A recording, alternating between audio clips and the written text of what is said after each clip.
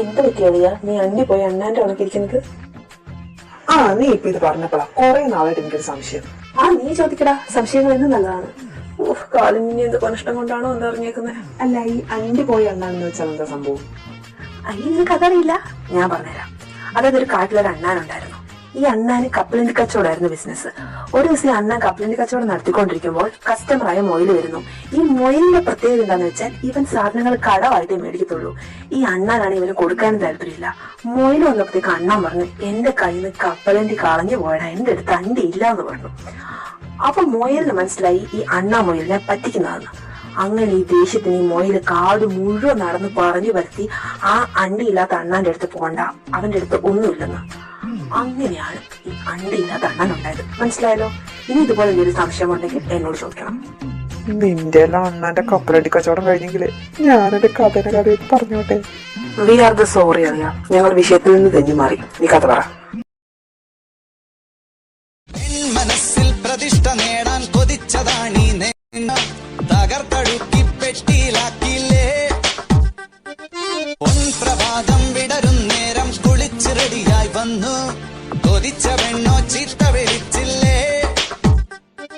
ഗിളിപ്പനായി വിഷണ്ണനായി ഏകാന്തനായി ഞാൻ നിന്നു. ഗിളിപ്പനായി വിഷണ്ണനായി ഏകാന്തനായി ഞാൻ നിന്നു. പലവട്ടം കാത്തു നിന്നു ഞാൻ കോളേജിൽ മൈതാനത്ത്. ഒരു വാക്കും വേണ്ടാതെ നീ പോയില്ലേ. ഇത്രയും വരെ ഓക്കെ. എന്നിട്ട് എന്ത് സംഭവിച്ചു? അത് പിന്നെ ഞാനൊരു വെറൈറ്റി രീതിയിൽ അവളെ ഒന്ന് പ്രപ്പോസ് ചെയ്തതാ. അല്ല, അത് പിന്നെ Darshana I am crazy Gopalan. I fell down. മാമയുടെ സാരി തുണി അയച്ചിട്ട് ഇതിനേക്കാൾ അടിപൊളിയായിരിക്കും. തുണിയല്ല, മുടി മുടി മുടി. എടാ, ഇതിന് ഞങ്ങൾ നിന്നെ കുറ്റം പറയില്ല. ദൈവം ഒരു മനുഷ്യനെ സൃഷ്ടിക്കുമ്പോൾ അവർക്ക് കുറച്ച് ബുദ്ധി എവിടെയെങ്കിലും കൊടുക്കും. നിനക്ക് ആവശ്യത്തിന് തന്നിട്ടില്ല, അലങ്കാരമായിട്ടോ തന്നിട്ടില്ല. അപ്പൊ നിന്നെ പറഞ്ഞിട്ട് കാര്യമില്ല. എടാ, അത് പിന്നെ അവളെ പെട്ടെന്ന് കണ്ടപ്പോ വെപ്രാളം വന്നപ്പോ അത് പെട്ടെന്ന് എല്ലാം കയ്യിൽ നിന്ന് പോയതാ. അതെ അതെ, വെപ്രാളം വരുമ്പോ പെണ്ണിനോട് തുണി അഴിച്ചിടാനാണല്ലോ പറയുന്നത്. ഇവനെയൊക്കെ അയ്യോ, എനിക്ക് അവളെ മറക്കാൻ പറ്റുന്നില്ലേ. അപ്പൊ എന്താണ് നിന്റെ പ്ലാൻ? അങ്ങനെയൊക്കെ ചോദിച്ചാ പ്രത്യേകിച്ച് പ്ലാൻ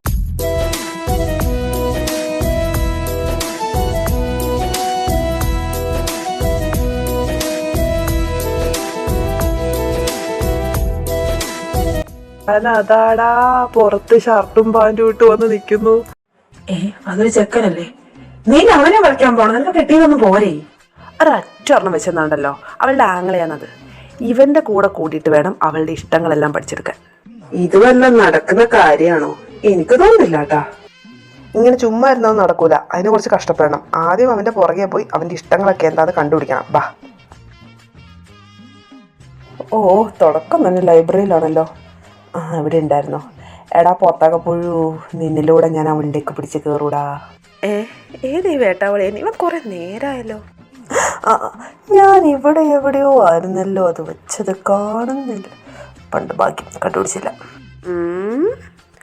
ഓഹോ, സ്റ്റാൾക്കിങ് ആണല്ലേ. നിനക്കിട്ടുള്ള പണി ഞാൻ തരാം.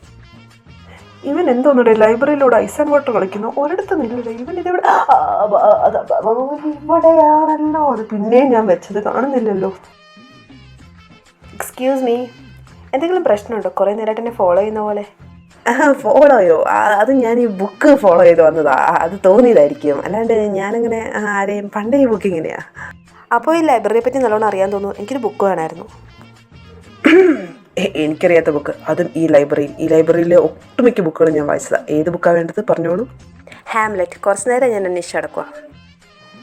ഹെൽമെറ്റോ? അതും ലൈബ്രറിയിലോ? ഇവന് വയ്യടേ ഇനി. അതെ, ഒന്നുകൂടെ പറയോ, ഏതായിരുന്നു ബുക്ക്?